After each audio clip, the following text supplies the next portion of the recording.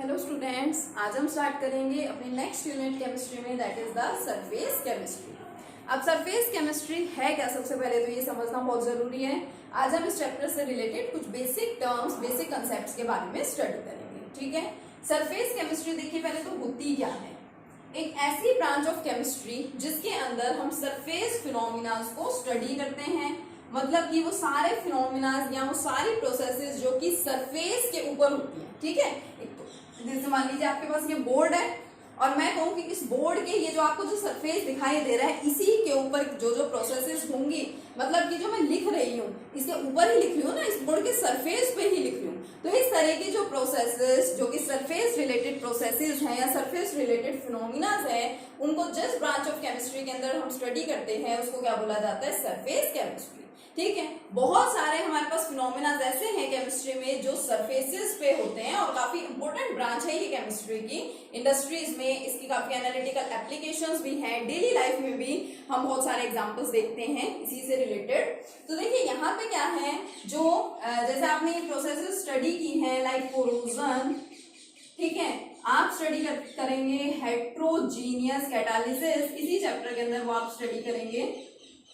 ठीक है, heterogeneous catalysis हो गई, या आप जो स्टडी करते हैं प्रोसेस ऑफ डिसोल्यूशन या क्रिस्टलाइजेशन, ये सारी जो प्रोसेसेस हैं इस तरह की, वो जो सब्सटेंस है उसके सरफेस पे ही होती है। ठीक है, और जो सरफेस केमिस्ट्री की हम बात कर रहे हैं, वहां पे देखिए दो सरफेसेस के बीच में कुछ प्रोसेसेस होंगी। यहाँ पे कि सपोज ये आपके पास कोई सब्सटेंस है, ठीक है, ये मार्कर का आपको सरफेस दिखाई दे रहा है और इस सरफेस के ऊपर आकर के ये वाला जो सब्सटेंस है वो यहाँ पे रिटेन हो गया है, यानी ये वाला जो सब्सटेंस है वो इसके सरफेस पे आकर के अटैच हो गया। तो ये जो दो सरफेसेस मैं यहाँ पे यूज कर रही हूँ कि इसका सरफेस और इसका सरफेस जो एक दूसरे के कॉन्टेक्ट में आए हैं, मींस ये सरफेस फिनोमिना है एक तरह से। और यहाँ पे हम जिस टाइप के सरफेसेस की बात करते हैं वो हमारे पास प्योर कंपाउंड हो सकते हैं, ठीक है, या क्या हो सकते हैं, सॉल्यूशंस हो सकते हैं, प्योर कंपाउंड्स और सॉल्यूशंस। ठीक है, और जो दो सरफेसेस की मैं बात कर रही हूँ उनको हम रिप्रेजेंट करते हैं हाइफन लगा के या फिर स्लैश से। मान लीजिए जो मैं दो सरफेसेस की बात कर रही हूँ वो दो सॉलिड के ही एक सॉलिड का सरफेस है, एक लिक्विड का सरफेस है, तो मैं उसको कैसे रिप्रेजेंट करूंगी, सॉलिड लिक्विड, यानी इनके सरफेसेस पे कोई प्रोसेस हो रही है, या फिर इसको लिख दूंगी सॉलिड लिक्विड।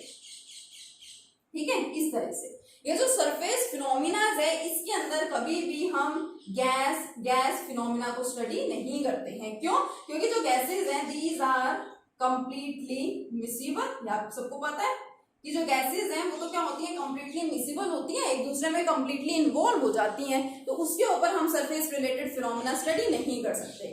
और ये जो हम जितने भी सरफेस रिलेटेड फिनोमिना पढ़ते हैं ना, इनके लिए हमें एक बहुत ही ज्यादा क्लीन सरफेस की जरूरत होती है, जिसको हम बोलते हैं अल्ट्रा क्लीन सरफेस। और ऐसे अल्ट्रा क्लीन सरफेस को ऑब्टेन करने के लिए इनको हाई वैक्यूम के अंदर रखा जाता है, ताकि वो एटमॉस्फेरिक जो सरफेस हम ले रहे हैं वो एटमॉस्फेरिक गैसेस के कांटेक्ट में ना आए। ठीक है, और वो प्योर ही रहे, इम्प्योर ना हो जाए किसी भी तरीके से। तो इस चैप्टर के अंदर हमें वो सारी प्रोसेसेस पढ़नी है जो कि सरफेस के ऊपर होती हैं, जिसमें से हम अपना first main important point study करेंगे जो वो होगा एडसॉर्प्शन। उसको देखिए अच्छे से, मैंने यहाँ पे डी लगाया है। अभी तक आप लोग इसके बारे में सुनते आए हैं एब्जॉर्प्शन, ये सब्सटेंस क्या हो गया, एब्जॉर्ब हो रहा है। ठीक है, बी वो तो क्या है, एब्जॉर्प्शन। लेकिन जो प्रोसेस सरफेस पे होती है वो होती है एडसॉर्प्शन। अब दोनों में डिफरेंस क्या है, क्या एब्जॉर्प्शन है और क्या एडसॉर्प्शन है, पहले इसी को ही हम अच्छे से समझते हैं। यहाँ पे देखिए सबसे पहले हम स्टडी करते हैं एब्जॉर्प्शन को, एब्जॉर्प्शन, और उसके बाद हम स्टडी करेंगे एडसॉर्प्शन को। ठीक है, तो देखिए एब्जॉर्प्शन क्या है, मैं एक एग्जांपल की हेल्प से आपको बताती हूँ। मान लीजिए आपके पास क्या है, एक स्पंज है। ठीक है, स्पंज आप सबको पता है क्या होता है, एक स्पंज है और उसको मैंने क्या किया, उसको मैंने वाटर के अंदर डाल दिया, वाटर के अंदर डिप किया, कंप्लीटली उसको वाटर के अंदर डाल दिया। तो क्या होता है, ये आपका स्पंज है, ठीक है, वो ऊपर से तो गीला होगा ही, लेकिन वो क्या करेगा, वो वाटर को भी अपने अंदर सोख लेता है। यही होगा ना कि जो वाटर है वो इसके अंदर भी क्या हो जाएगा, डिस्ट्रीब्यूट हो जाएगा, और हम यूं बोले कि वाटर इज यूनिफॉर्मली डिस्ट्रीब्यूटेड तो सबसे पहले तो यूनिफॉर्म डिस्ट्रीब्यूशन का मतलब आप यहाँ पे समझिए, छोटे छोटे टर्म्स का यहाँ पे बहुत इंपॉर्टेंट रोल है। यूनिफॉर्मली डिस्ट्रीब्यूट होने का मतलब कि जो वाटर है वो कंप्लीटली इसके अंदर सोख, जो स्पंज है वो वाटर को कंप्लीटली अपने अंदर सोख लेता है, वाटर इसके अंदर कंप्लीटली क्या हो जाएगा, एब्जॉर्ब हो जाएगा, मतलब यहाँ भी वाटर, यहाँ भी वाटर, हर जगह वाटर ही वाटर मॉलिक्यूल्स आ जाएंगे। तो वाटर मॉलिक्यूल सोचते नहीं है कि हमें इस सरफेस पे जाना है या हमें यहाँ जाना है या हमें यहाँ जाना है, वो यूनिफॉर्मली क्या हो जाते हैं, डिस्ट्रीब्यूट हो जाते हैं कंप्लीट स्पंज पे। ठीक है, यहाँ मैं आपको और सिंपल सा एग्जांपल दूं, टी है, ठीक है, चाय पी रही हैं और चाय में आपने डिप कर दिया एक बिस्किट को, तो जो चाय है वो क्या होगी, जो टी है वो आपके, जो आपका बिस्किट है वो क्या करेगा, वो टी को कंप्लीटली एब्जॉर्ब कर लेता है। तो इस तरह के फिनोमेना को क्या बोला जाता है, एब्जॉर्प्शन बोला जाता है। ठीक है, वो कोई सरफेस पे नहीं हो रहा है कि सिर्फ जो बिस्किट है वो सरफेस से ही क्या हुआ है, चाय ने उसको गीला कर दिया है सरफेस से, ऐसा नहीं, जो चाय है वो उसके अंदर भी डिस्ट्रीब्यूट हो गई है। ठीक है, जो बिस्किट है उसके अंदर भी क्या चली गई है, चाय चली गई है। ठीक है, तो बिस्किट ने चाय को क्या कर लिया, एब्जॉर्ब कर लिया या सोख लिया अपने अंदर, और यूनिफॉर्म डिस्ट्रीब्यूशन वहां पे हुआ है। ठीक है, लेकिन अगर मैं बात करूं adsorption, then the adsorption is a surface phenomena only। Adsorption कैसा फिनोमिना है आपका, सरफेस फिनोमिना है। एग्जांपल ये देखिए आपके सामने ही है, ये बोर्ड है, मैं इस पे क्या कर रही हूँ, मैं इसके ऊपर लिख रही हूँ। ठीक है, अब मैं मार्कर से इस पे लिख रही हूँ, तो जो मार्कर है वो इसके सरफेस पे ही तो प्रेजेंट है ना, ऐसा तो नहीं हो गया कि जो मार्कर है वो इसके अंदर ही चला गया, या जो मैं वर्ड्स लिख रही हूँ वो इस बोर्ड के अंदर ही चले गए, ये देखो ये फिनोमिना हट गया और उसके अंदर चला गया, ऐसा तो नहीं है। ये वर्ड्स तो कहाँ रहेंगे, इसके सरफेस पे ही रहते हैं। तो इस तरह की जो प्रोसेसेस है उन्हें क्या बोला जाता है, एडसॉर्प्शन बोला जाता है। तो डिफरेंस समझ आया सबसे पहले आपको, एब्जॉर्प्शन में क्या है और एडसॉर्प्शन में क्या है। क्योंकि हम स्टडी कर रहे हैं सरफेस केमिस्ट्री को, तो इसके अंदर हमें एड्सॉर्प्शन को कंप्लीट डिटेल में स्टडी करना है। लेकिन उससे पहले इसकी छोटी छोटी टर्म्स मैं आपको बता रही हूँ, जैसे मैंने आपको एब्जॉर्प्शन बताया क्या है और एडसॉर्प्शन बताया क्या है। ठीक है, ये देखा आपने अच्छे से। अभी दूसरी बात देखो, यहाँ पे दो चीजों का यूज होता है। एक तो मैं आपको कह रही हूँ ये बोर्ड है, बोर्ड के ऊपर ये जो मार्कर से मैं लिख रही हूँ, ये मार्कर इसके सरफेस पे जाकर के स्टिक हो गया, या मैं बोल देती हूँ रिटेन हो गया। ठीक है, रिटेन होना मीन्स इसके ऊपर ये स्टिक हो गया करके। तो अब दो सब्सटेंसेस की बात हो रही है ना, एक तो ये वर्ड्स, ये जो मार्कर से मैं लिख रही हूँ, और एक क्या है, बोर्ड है। अब इन दोनों को भी कुछ नाम दिया जाएगा। तो जो बोर्ड है उसको तो बोलते हैं एडसोर्बेंट। ठीक है, और जो मार्कर है जो मैं लिख रही हूँ मार्कर से, उसको बोलते हैं एडसोर्बेट।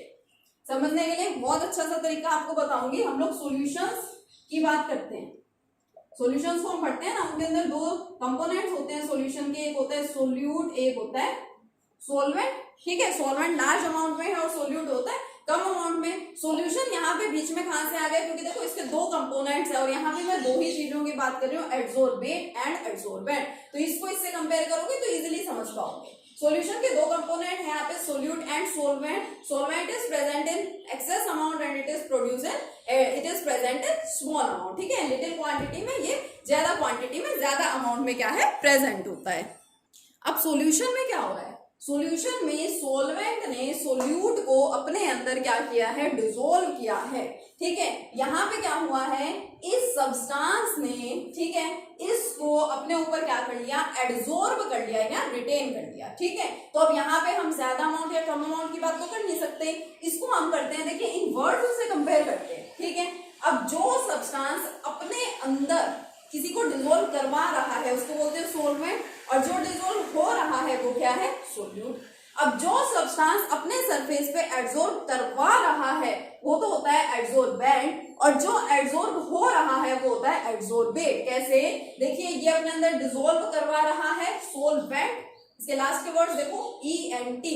ठीक है, और ये अपने ऊपर एडसॉर्ब करवा रहा है, लास्ट के वर्ड्स देखिए ENT, सिमिलर है ना, it is similar to solvent, and here solute and adsorbate, it is similar to the solute। तो इसको देखिए हम किस तरह से बोल सकते हैं, तो इसको हम कैसे बोल सकते हैं, देखिए एडसोर्बेंट को मैं बोल सकती हूँ the substance which adsorbs, the substance which adsorbs other substance on it, जो एक सब्सटेंस दूसरे सब्सटेंस को अपने ऊपर एब्जॉर्ब कर लेता है वो तो होता है एब्जॉर्बेंट, ठीक है। या the substance which provides surface, जो अपना सरफेस दे रहा है एब्जॉर्प्शन के लिए, या मैं इसको बोल दूं the substance which provides surface for absorption. जो सब्सटेंस अपना सरफेस प्रोवाइड कर रहा है एब्जॉर्प्शन के लिए वो तो क्या है, एब्जॉर्बेंट है। And the substance which gets absorb, और जो सब्सटेंस क्या हो गया, एब्जॉर्ब हो गया है, उसको क्या बोला जाता है, एब्जॉर्बेट, ठीक है। तो एब्जॉर्बेंट एंड एब्जॉर्बेट में आपको सबसे पहले कोई कंफ्यूजन नहीं होनी चाहिए, क्या एब्जॉर्बेट है और क्या है एब्जॉर्बेंट, ये आपको यहाँ पे अच्छे से क्लियर होना चाहिए। अब देखिए किसी भी तरीके से मान लीजिए मैं कहूँ कि ये मेरे पास एक सब्सटेंस है जो ये सरफेस प्रोवाइड कर रहा है, ये सरफेस प्रोवाइड कर रहा है, ये क्या है, एक एब्जॉर्बेंट है। इसके ऊपर मान लीजिए ये सब्सटेंस आके एब्जॉर्ब हो गया है, तो ये क्या है, एब्जॉर्बेट है। एब्जॉर्बेंट पे एब्जॉर्बेट क्या हो गया, एब्जॉर्ब हो गया। अब किसी भी तरीके से अगर मैं इन दोनों को क्या करा दूं, सेपरेट करा दूं, किसी भी तरीके से अगर मैं इन दोनों को अलग करवाना चाहूं, then the process is known as the desorption, ठीक है। डी का मतलब क्या होता है, रिमूवल या सेपरेशन। तो डिसॉर्प्शन का मतलब है कि separation of absorbent and absorbent. छोटी छोटी सी टर्म्स है, सारी टर्म्स को नोट कर लेना नोटबुक में, ठीक है। डिसॉर्प्शन क्या है, it is the separation of absorbent and absorbent. Absorbent और एब्जॉर्बेंट का सेपरेशन, अगर आप किसी भी टेक्निक का यूज कर रहे हैं, किसी भी तरीके से आप इनको सेपरेट करवा पा रहे हैं, तो वो प्रोसेस क्या कहलाएगी, डिसॉर्प्शन। और उसके साथ एक और इंपॉर्टेंट टर्म यहाँ पे सॉर्प्शन, ठीक है। अब सॉर्प्शन का मतलब क्या होता है, दोनों चीजों का होना, मीन्स जिन प्रोसेसेस में एब्जॉर्प्शन भी हो और एब्जॉर्प्शन भी हो, कोई ऐसी प्रोसेस जो आपके ध्यान में हो जिसके अंदर एब्जॉर्प्शन भी होता हो, मींस एक सब्सटेंस दूसरे सब्सटेंस के अंदर भी कंप्लीटली चला जाए, ठीक है, और साथ में एब्जॉर्प्शन भी हो, मींस उसके सरफेस पे भी रहे।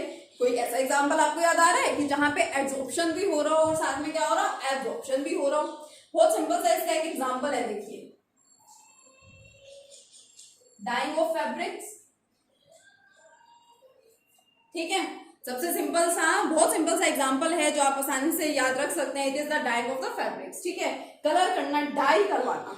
आप देखते हैं, मान लीजिए आप मार्केट में गए, आपको क्या कराना है, आपको डाई करानी है, कलर कराना है, ठीक है। आपके पास एक व्हाइट कलर का कोई क्लॉथ है आपके पास, आप उसको डाई कराना चाह रहे हैं, ठीक है। आप उसको रेड कलर का कराना चाह रहे हैं, ऑरेंज कलर कराना चाह रहे हैं, तो जो डाई है, जो कलर है, वो क्या है, वो उसके अंदर भी चला जाता है और वो उसके क्या करता है, सरफेस के ऊपर भी रहता है, यानी उसके अंदर एब्जॉर्प्शन और एब्जॉर्प्शन दोनों प्रोसेसेस ही साथ साथ चल रही होती है, ठीक है। The process in which both absorption as well as absorption takes place simultaneously is known as a sorption. तो जो जो इंपॉर्टेंट टर्म्स आपको बताई हैं, इनको आप अच्छे से याद रखिए।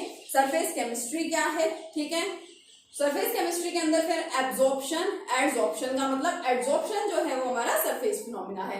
Most important terms adsorbate and adsorbent, उसके साथ साथ सॉर्प्शन एंड डिसॉर्प्शन। डिसॉर्प्शन क्या है, separation of adsorbate and adsorbent, ठीक है। नेक्स्ट लेक्चर में कंटिन्यू करेंगे किस टॉपिक के साथ, कि अब आपने बता तो दिया, ठीक है, पता तो आपको चल गया कि ये एड्सॉर्प्शन होता है, लेकिन एड्सॉर्प्शन होता क्यों है, क्या ऐसी नीड है एड्सॉर्प्शन की, ठीक है, एड्सॉर्प्शन की क्या नीड है, और उसके बाद उसकी फर्दर कुछ टाइप्स वगैरह है, इन सभी को हम कंटिन्यू करेंगे नेक्स्ट लेक्चर में। Thank you.